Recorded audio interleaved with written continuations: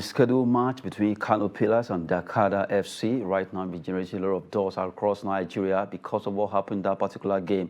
Well, we have to look at that particular scenario where the goal scored by Dakar, really, was it a goal, was it not? And also the issue of the chairman actually assaulting an assistant referee will also be looked at. Welcome you on the show, 360 Sport on Trust TV. I am Adeni Shafe.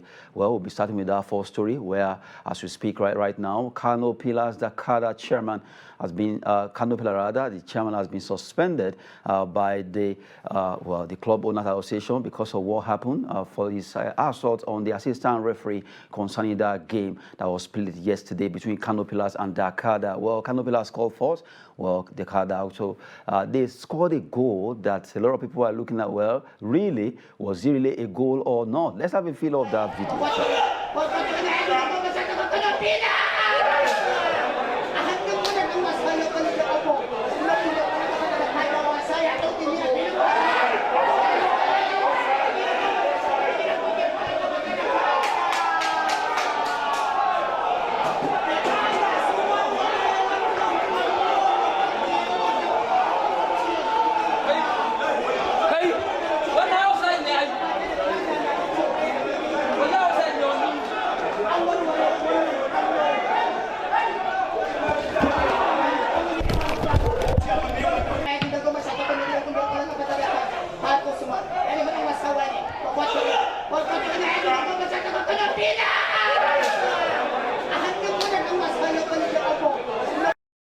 That was that goal scored by Dakar FC there. Well, after the goal was scored, it was later cancelled for offside. And that got a lot of issues because after that goal was scored, the chairman of Kano Pillars, Yahaya Surajo, went ahead to attack, to actually assault the assistant referee. Let's look at that.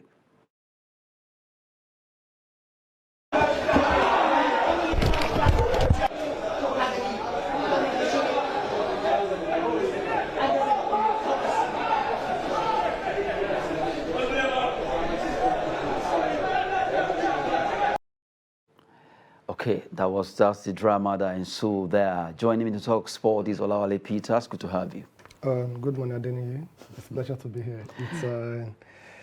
It's a sad thing to see that the case of sports hooliganism is returning back and Kano Pillars again. Even irrespective of what happened, either a goal or not a goal, its action is unjustifiable. There's no reason why it should behave that way. As the chairman of the club. We are talking about the chairman of a football club, a renowned football club in Nigeria, behaving that way. Yes, he has been suspended. That's the first step. I think he should be banned from participating in the game of sports in this country because that's the case of assault. It's a criminal offense. So sincerely, it is totally disgusting and saddening to see that a chairman. Now, what are you going to say about the supporters when they do similar situation? And so when you are the chairman, you are doing this. So that means you are giving the supporters the opportunity to do the same thing. And if you look at the goal again, sincerely, if you don't have a goal line technology, if you don't have a VAR, it is too close to call. Even the developed country, the FIFA and the UEFA, they have to introduce the VAR and the goal line technology because of a situation like this. Look at it. You have a player far ahead of him also. Probably it is the hand, the leg, or the jersey that is above him. We don't know. So you can't, even the VAR normally make mistake, glaring one. That will say, haba. Why is VAR cancelling this goal or giving this goal? Talk less of a human. We are meant to make errors. And when that happens, we should keep our emotion in check. So it is totally disgusting to see a chairman of a football club behaving the way he behaved. I just hope that his inaction will not have effects on the team because his attitude, his character, doesn't mean that is how all the players and other people are behaving.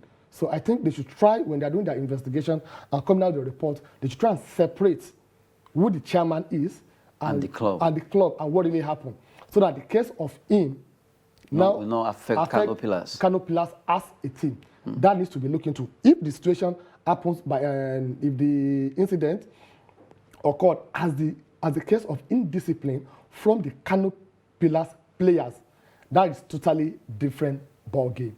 But now it is the chairman. If you ask most of these players, probably they're not even happy with what he did. So I don't think the players or the club should be punished heavily for that. It is totally uncalled for. Totally unacceptable for that particular deed coming from Yahaya Surajo, the chairman of Kano Pillars right now. News actually reaching us is the fact that he has been suspended by the club owners. That's the story we're looking at, and the fact that, well, the man in question, sometimes back when the fans of Kano Pillars actually had issue with Katsina United, he came on air to actually said that, well, he wouldn't understand why some fans will attack Katsina United players. But right now, you did this to assistant referee, although the referee association, that's NRA, Nigerian Referee Association, are saying, well, that's an assault on one of them, and they will do everything possible to prosecute that particular incident, and that will not go well at all. Well, I love the fact that the club owners quickly have actually taken the first stance by making sure they suspended him. And now let's see what the LMC will do, because right now, the whole bulk of this issue actually is on the table of LMC. One, will the goal stand? Two, why will the chairman do such by going ahead to attack an assistant referee? Was it just because, okay, they allowed the goal to stand before it was later cancelled? Because later the goal was cancelled. And then it stand, okay, Kano Pillars are actually having 1-0, was standing for 1-1. Even at that, you still have a point to share. Yes, we know the level they are right now. They are trying to get out of relegation. They don't want to go on relegation and all that. But when somebody asks a question, if you have done your job well, as a chairman of that club, maybe Kano Pillars will not be in this particular situation. Because what happened yesterday showed that, okay, you are just fighting hard to make sure your team don't get that particular sharing of points. You want them to have that 3 points so that they can stay aloof out of relegation. Okay, I don't think sincerely there's any excuse to be given in support of what he did. That's the truth. Before the match, Kano Pillars, they are on 37 points. So they are 18 on the log table. And Shooting Stars, that they are on 12th position, they are having 40 points. So that is just between 18th position and 12th position, just 3 points different. And you still have 4 matches to play, apart from the match they played yesterday. So that means you still have opportunity to make up for whatever situation you find yourself yesterday. And like rightly said, if that yesterday match has ended 1-1, they would have gotten 38 points. Yes. So the difference between them and 3SC, who is occupying 12th position, will have been 3 points. So that means they need to concentrate on winning their remaining 4 matches. So that means it is not over for anybody now until it is over. Between 12th position to 20th position, anybody can. MFM, they are on 36 points. Shooting Star, 12th position, they are on 40 points. 4 point difference between 12th position and 20th position.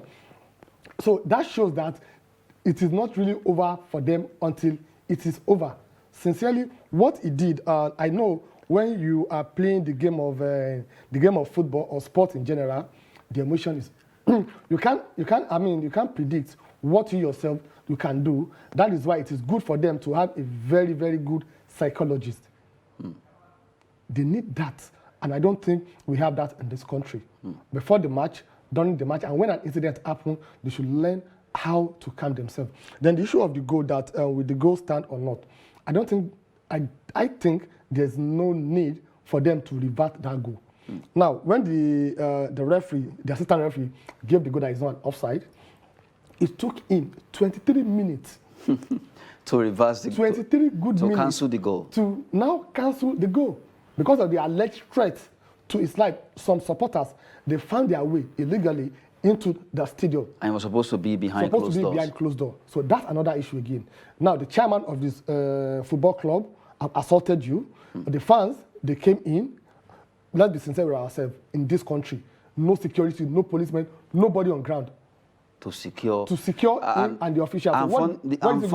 So funny enough, we're also looking at the fact that the two teams, Dakada, they were afraid for their life because of the fact that when they left the pitch, even the LMC they said they were hosted to some extent. The tablet, the phone of one of them got destroyed. There are a lot of issues here and there, and it's high time. That's why a lot of people are waiting for LMC now. What we did do, we are waiting to see what's going to be the verdict concerning this, the chairman's assault on the assistant referee.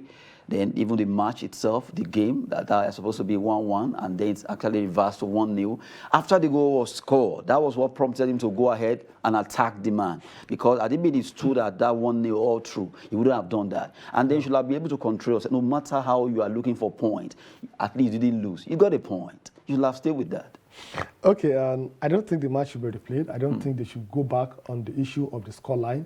The game ended 1-0. They did not suspend the game. They ended the game after they had issue for 23 minutes. So the assistant referee reversed his decision that, oh, okay, it is not. And I'm sure if it were to be probed, he did that under duress. Definitely. Definitely. Everybody will do that. So it's now left for Dakada to now take the matter up that, okay, the assistant referee taking that decision after you have already said it's not an offside, it's a goal. Now saying that it is not a goal again needs to be probed. And if the referee should now come out, because it's now safe now, it's no more in Kano, that, okay, I did it under duress, and why do I have to do it? They threatened my life. They threatened my life, no security to secure me, and I look at what can I do? After all, a whole chairman attacked me already, so that may be looked into later. But now, the game ended 1-0. They got their 3 points. If you look at the NPFL table right now, they are currently on 17th position with their 40 points. So I think the game has ended. But the chairman needs to be punished, as in really serious punishment. This is not something that should just look the other way. And I don't know the reason why LMC, they are quiet since yesterday. By now, at least some. I don't know why they are quiet since yesterday up to today. This is a clear case of an assault. Even if he wants to do investigation, you should come out with a statement to condemn the attack. But you've not said anything. You just do what? You just about. Yeah, waiting for at least report to get the investigation done. Now we just hope that everything will go well with Nigerian football. Always one cries by the time we are hoping that something is going down and that will be rearing its ugly head. Hopefully. Well, let's see what's going to happen concerning that particular incident from Kano Pillars chairman, Yahya Surajo. Well, we hope that LMC will take the right decision to make sure, well, things are done right. Now we move away from Kano Pillars. Let's quickly look at some games that were played in the nationwide League One. Some results of matches played where Paysetters defeated FC Ebede by 1-0. Imalex FC 1, Ilaji FC 3. Of FC, you have 3-0 against Timi Giants. Timi Giants should be from Ogumosho there. A good one they tried, but it wasn't good enough. They were not giant enough as Offa defeated them 3-0 there. Riskies FC, they went out risky, but they lost to Leopard FC. They were too fast, 2-1, while Rabam FC defeated Wunti FC by 2-0. Good one for Ilaji FC actually came, they saw and they conquered in an away game. Yeah, it's a very good one. Also for the Leopard FC also, and we had two away win from five matches. That showed that the game is improving. Just like you said, when we are trying to resolve an issue, when we are trying to have the confidence that the Nigerian Professional Football League is gaining the momentum, we have the confidence, the security is not a threat for us. We can go out there to watch the ball, to watch the match, and a away team can go and meet and play a game with the confidence that I will win and nothing will happen to me. Now we have Kano Pillars always coming in to do the spoiler. This is not the first time, and it's not the second time. They are always afraid that they don't want to play in this Nigerian National League. But the way it is right now, I don't think they can escape it because the least they can get, apart from punishing the chairman, the club also probably point deduction. If that happens to them, they will find themselves where they don't want to find themselves. So it is not by act of hooliganism that you get what you want. A very good one, I think they should not learn from their senior brothers. They should continue giving us the beautiful game that they are doing because they are fighting for survival to see who will qualify to play in the Nigerian Professional Football League, which will be ending in the next 1 month or thereabout. A very good one there. Hopefully things will get better in Nigerian football. It has always been one crisis or the other. Well, we hope for the best in this our own league, from the third tier to the second tier, also to the Apex League, MPFL.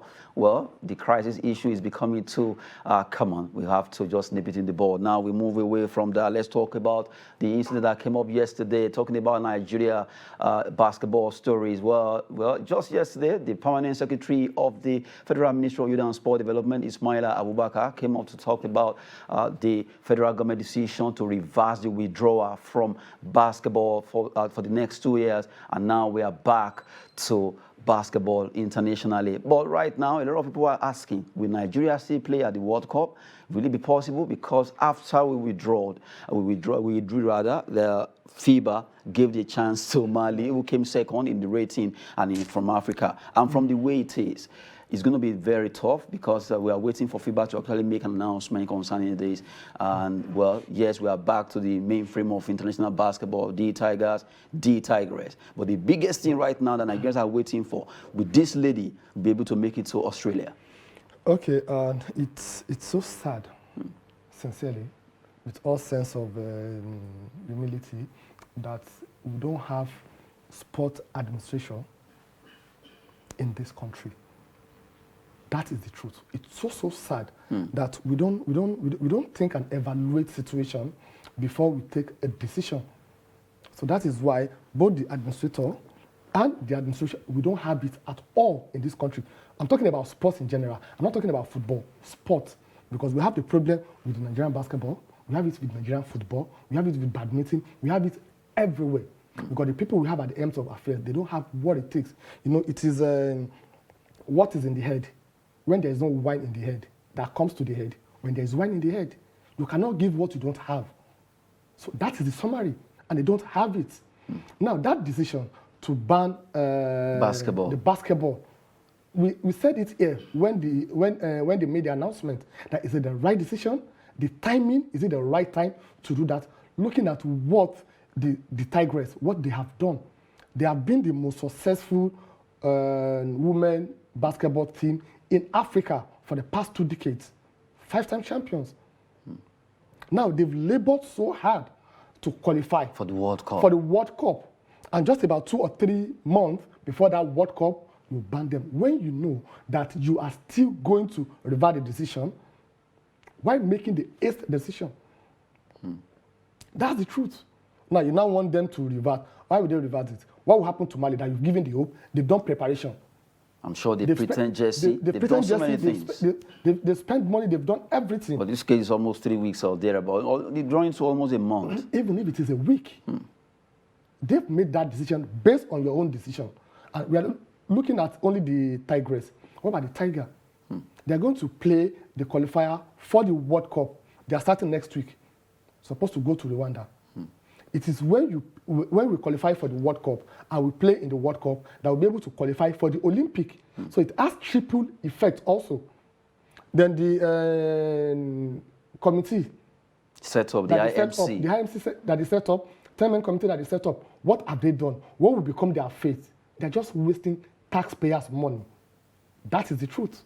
And it is totally sad, totally bad that the Tigers have labored so in fact, they've done a lot to qualify for this World Cup. We are now denying them their opportunity. And we're now waiting on FIBA to now reverse that decision and say, Mali, we apologize. The Nigerian the Nigerian Sport Ministry, because they don't know what to do or how to go about it. Let's pardon them, and you people, you now wait. And it's not going to happen. It's not that announcement yesterday, I wasn't happy about it because they took that decision when they are not supposed to take that decision. Now, last question. The issue that made them to ban the MBBF in Nigeria, have they resolved the issue? Not yet. They've not resolved the issue. It's still there, lingering. It's still there, still lingering. So why did they ban? Why did they remove the ban? They don't know what they are doing. Wow. Well, we just have to look at the fact that basketball in Nigeria is facing a lot of criball right now. Well, the federal government, through the Federal Ministry of Youth and Sport, roll out that Well, the NBBF, they actually came out apologizing for what they have caused Nigeria. And now, from the all angle, from the way we are seeing it, it is possible that everything will be resolved because they will make sure all the factions having issues concerning the leadership crisis rocking NBBF will be called to meet and they will be able to settle it. We are waiting to see what's going to happen concerning that dunk and slam sport in Nigeria. Hopefully, let's all the warring factions actually shield their sword and we'll have the best atmosphere in the world of basketball. Well, for the FIBA World Cup that will be coming up in Australia, we still don't know if FIBA will allow Nigeria to go for that competition after the labor of the ladies. Well, we withdrew and now we are trying to come back. I still don't understand how it will be with FIBA, Mali and all that. We're waiting, focusing on Nigerian basketball withdrawal reversal this hour. Now we move away. Let's talk about a Nigerian who did well for himself while playing for Eyimba International. He has scored 16 goals so far in the MPFL this season, and now he has moved to join Algerian side. Good one for Victor Mbama, who is now going to be playing for Molodia. Molodia signed Victor Mbama from Eyimba. He will be there for the next 2 years, and the good thing is that the young man is a very good striker. He's been doing so well, and right now we have in Nigeria moving from Eyimba to Molodia Algeria team. Yeah, I think it's a very good one. And if we don't appreciate what we have other people that appreciate what we have. Scoring 16 goals in Nigerian league. It's not a child's play. Sincerely. I remember Grealish, they bought him £100 million. Last season, he scored only 3 goals. 3 goals. He's a Briton. No. He's a Briton. And if you look at the infrastructure, the facility, the conducive environment in which he played, and compared to where Mboma is playing, it's totally different. So for him to have scored 16 goals, it's something that really needs worthy celebration. And him going to Algeria also, it's a very good one. Because over there, they really, really appreciate understand business of football. Business of football. And from there, take it or leave it, maybe after the 2 years, we'll see him in Europe. And maybe that's when the Super Eagles will now remember that, oh, we used to have a striker. When he was laboring here in Eyimba, we do not recognize him, we do not invite him, the Algeria will bring him. And when the club now said, no, I can't release him because we have an international duties, it's not, he's not committed, he's not dedicated. Let's ask ourselves the right question. Are we doing the right thing? If we are not doing the right thing, we should not expect the right thing. Good one for Victor Mboma now joining Algeria Molodia. He will be with them for the next 2 years, at least taking the coup from the likes of Emmanuel Amunike, who formerly played for Zamalek of Egypt before he moved to join the likes of Barcelona. You remember Julius Fosak Hawa? He also played in Tunisia with experience before jetting abroad. At least, we're looking at the fact that Algeria, Morocco, Tunisia always have a lot of Nigerian players. Good one there. Now, the last on the log is the fact that Barcelona, they finally make a bid of £34 million worth for Robert Lewandowski. Finally, the news are being on and off, but now they made the first bid, and let's see if Bayern will be getting to allow that to stand. Well, I think Bayern doesn't have any reason to reject the offer, and they've already said they are ready to let him go. Now they've gotten his replacement. Manning has already been there, so it's going to be like try in, try out. We got Manning, Lewandowski is going. And if you look at their age also, 32, 30 years old. 33 and 30 years old. So the difference is not that really, really much. Lewandowski cannot give Bayern Munich what he has given them already.